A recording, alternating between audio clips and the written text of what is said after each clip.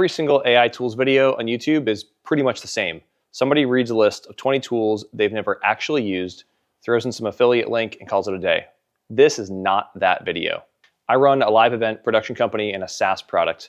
These are the 7 tools that I open every single morning, and if I lost access to any of them tomorrow, my business would feel it. Let's go. Okay, quick context on why my tool stack looks the way it does. I'm not a content creator who only needs a writing tool. I'm not a developer who only needs a coding assistant. I do both. Plus I have client management, event production, sales, and support. So my stack has to cover thinking, creating, automating, and communicating. If a tool only does one of those, it's probably not on this list. Okay, let's get right into it. Okay, tool number 1, Claude. Specifically Claude Pro or Claude Max. It's $20 or $200 a month. And if ChatGPT is the Swiss Army knife, then Claude is kind of the scalpel. So here's what I mean. Claude is where I do my thinking work. It's strategy sessions, it's business planning, analyzing documents, working through complex decisions. Anthropic just dropped Claude Opus 4.7 in the last 2 weeks. And honestly, it is genuinely scary good at understanding long context. It's got a million context window.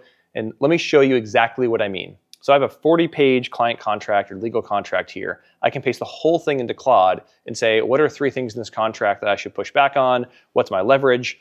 In about 10 seconds, I get a breakdown that would have taken me an hour to figure out on my own or cost me an arm and a leg to call my lawyer, which, hey, call a lawyer if it's a big contract, not a substitute. AI is not a substitute for legal advice. I also use Claude Projects, which is basically a persistent workspace where you can upload all of your business context or all of your client context into one area, maybe my company overview, service packages, pricing, past proposals. So when I say draft a proposal for maybe a hybrid event with 3,000 attendees, it already knows how we work, how we price, and examples of past contracts, services, etc. It's not starting from zero. The reason that Claude wins over ChatGPT for this specific use case is its long context accuracy. So when I'm working with big documents, contracts, financial models, scope of works, Claude holds on to those details a little bit better. And that's not an opinion, that's actually backed by benchmarks. Okay, tool number 2, ChatGPT Plus. Yes, I pay for both because they actually do different things. ChatGPT is my execution tool. If Claude is where I think, ChatGPT is where I get things done fast.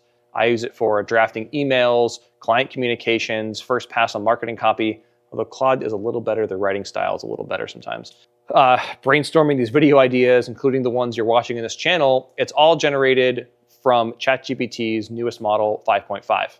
It's great for quick content, quick research if you need a fast answer.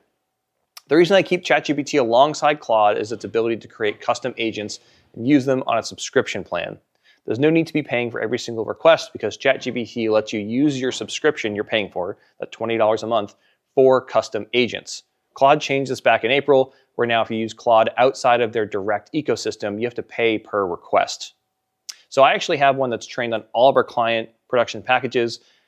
When a lead fills out something on our website, I can paste in some requirements and it generates a custom proposal in seconds. By the way, if you're interested on that, send me a comment and I can send you a link to the skill I built for that. So I have another one for support. It knows our common issues. It knows our streaming platforms, error codes, troubleshooting steps, everything that a support agent would do, it can do. So when support tickets pile up, or I mean, they don't pile up, but during a live event, this is where things actually can cut my response time in half or basically instantly. So ChatGPT just launched version 5.5 on April 23rd, and it's the first model to be completely retrained since GPT 4.5. It's measurably faster, and the output quality on quick tasks is noticeably better. So if you haven't upgraded, I mean, you probably have a pro account if you're watching this. You got to try 5.5 or 5.5 in fast mode, always fast mode. It may actually be better or as good or better than Claude for some thinking tasks at this point. Okay, tool number 3. It's not really a tool, it's kind of a whole category, but AI agents. I need to be honest, this is actually where my opinion has completely flipped in the last 30 days.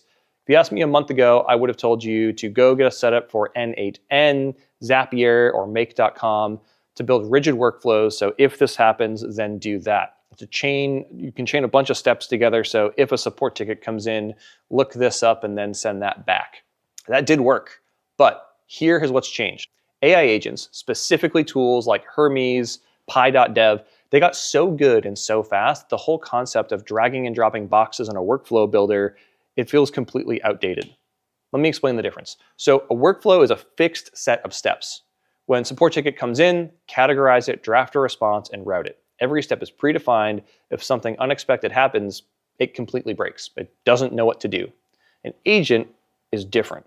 You tell it what you want to happen, and it's going to figure out the steps along the way. Next time, it remembers how it solved the problem, and it actually gets better. It's self-improving. So here's what I actually run now. I have Hermes set up on my server. It's connected to my Slack, my email, and all the key tools. It has persistent memory, meaning it learns the business the longer it runs. And we have specific skills that we build that give it a hint of the order it needs to take and some rules of things it should never do, so it can still get the same outcome as a workflow builder like N8N, Zapier, or Make. So I told it every single morning, check for new support tickets, categorize them, draft responses for the straightforward ones, and flag anything urgent for me on Slack. And if there's a pattern, like the same error showing up 5 times, write a summary and suggest a fix so that either I can fix it or I can just send it over to Codex to implement a fix automatically. That's not a rigid workflow, that's an agent making actual judgment calls. And the wild part is it actually gets better every week because it remembers what it's seen before. I don't have this on here as a list of my tools, but something that we also probably should talk about at some point, maybe I'll do a video on that next week, is agent memory.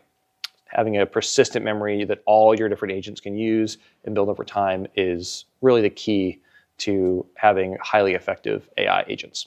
Okay, same thing on the code side. Pi.dev is a coding agent that lives in my terminal. It's not just autocomplete, it fully understands my code base, my tools, and how I work. It thinks about the commands I run, it can debug issues and adapt specifically to how I like to work and interact. I can give it a task, walk away, and when I come back, the work is just done. Now, my honest take here is 6 months ago, I would have said agents are really cool demos, but workflows are what actually run businesses. I wasn't wrong. Agents have just gotten so much better. The agents have caught up to what that outcome was. Hermes, pi.dev, all these tools like them, OpenClaw a little bit, although I'm kind of moving away from OpenClaw. I like them, but they've crossed the line from that impressive demo to actually daily utility and usefulness. The key difference is here that these chatbots aren't just pretending to be agents. They run on your own infrastructure. These agents have real memory. They have a schedule that they use for their own recurring tasks, and they improve without you having to rebuild anything. If you're still dragging boxes around in Zapier, I'm not saying that doesn't work, but you should at least look at what an agent can do now. The gap is closed way faster than anyone expected. All right, tool number 4, AI meeting tool called Granola. So I'm on calls constantly. Client calls, sales calls, team syncs, vendor calls. I used to take notes by hand and miss half of what was said, or I'd record the call and then just never go back and watch it. I'm sure many of you are in this boat. Now, every single call gets auto-transcribed, summarized, and broken directly into action items. After that 30-minute call, I get a simple 1-page summary of exactly what we agreed on, what I owe them, and what they owe me. But here's the thing that actually leveled this up. I feed those meetings directly back into Claude or ChatGPT, so that when I'm prepping the call, I can just say, hey, pull up everything we discussed in our last 3 meetings. And I get instant context. I'm not scrambling around looking for notes 5 minutes before a call. Granola also has a fantastic MCP and API. So I have all of those agents that I talked about. Those are all connected directly to Granola. So when they're looking for tasks and I'm wrapping up my day, they're able to go back and revisit every single meeting I've had to pull out any extra context that I may have missed. Any to-dos, things for the next day, or even the next week, get put in my to-do app. Absolutely incredible. This single feature right here, connecting Granola to your AI, this is what makes it feel like a superpower. This makes you think, or make your clients think, that you literally have superpowers. Okay, tool number 5, Codex. This is the one for the builders out there. If you guys haven't tried the new Codex that just dropped in the last couple of weeks, you are really missing out. I was all in on Claude and Claude Code. Codex wins now. It just hands down, as of right now, it's crushing. Codex is OpenAI's dedicated coding agent. It runs on the full power of ChatGPT 5.5. It's not a watered down version. It's technically using the same version that's in the browser, but this feels different. It's an actual frontier model that's optimized for code. It has the strongest and longest running usage limits of anything I've tried. The context window is only around 270,000 tokens versus Claude's 1 million. So this is how much information it can have at one time. So while Claude's technically, compared to Claude, it's technically on the shorter side of context. That said, it handles compactions really well. So even if it does have to reset its context window, it does a good job of bringing forward that summary. And why that matters specifically is if you have a big code base, it's better to have the whole thing in one context at once. It would be like only being able to read one page at a time and forgetting the page previous while you read the next one. The more you can hold in context, the better you can do at doing the work that you're working on. So here's what makes Codex different from everything else. It has a built-in browser. It's got a built-in file browser, a built-in terminal, all inside that same environment in the same window. So if you're technically minded, you can literally just stay inside Codex for your entire development workflow. It has full integration into Git if you're pushing your code up to a code repository, committing, pushing, opening PRs, managing comments from code review. It's all built in directly into this incredible Codex tool. So download that for Mac or PC. Absolutely incredible. So I build LGL tools is actually built on Next.js. So when I'm adding a new feature, I simply describe what I want.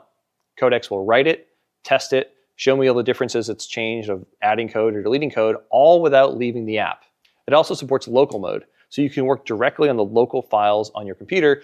And if you know what a work tree is, it has full work tree support, which is really cool. It can also isolate the changes inside a Git branch without touching your main code. So if you're doing something without touching your other code, it can do that really easily. It used to be a little more complicated.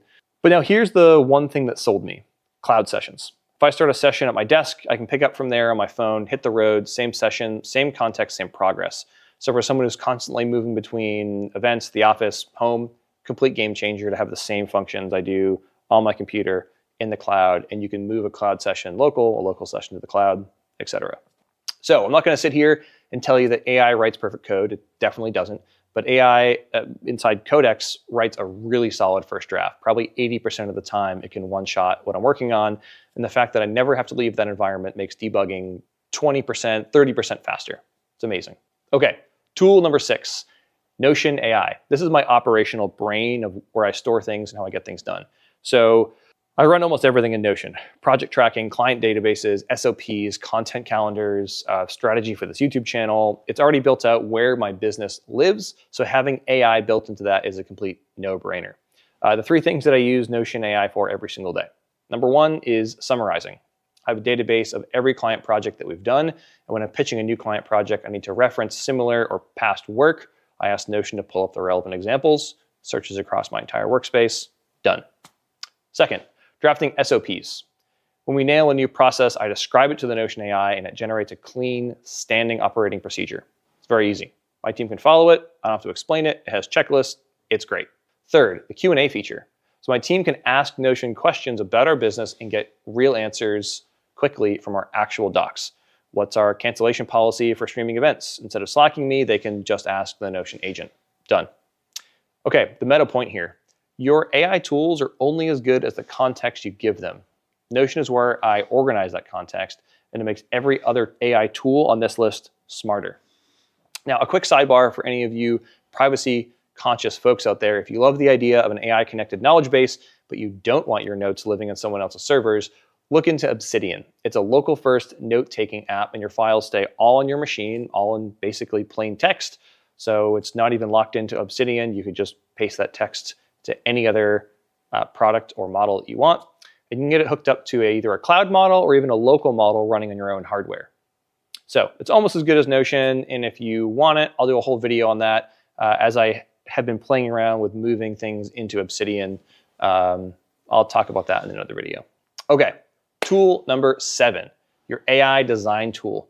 This one has multiple layers, so stay with me on this. I am not a designer, and I never will be.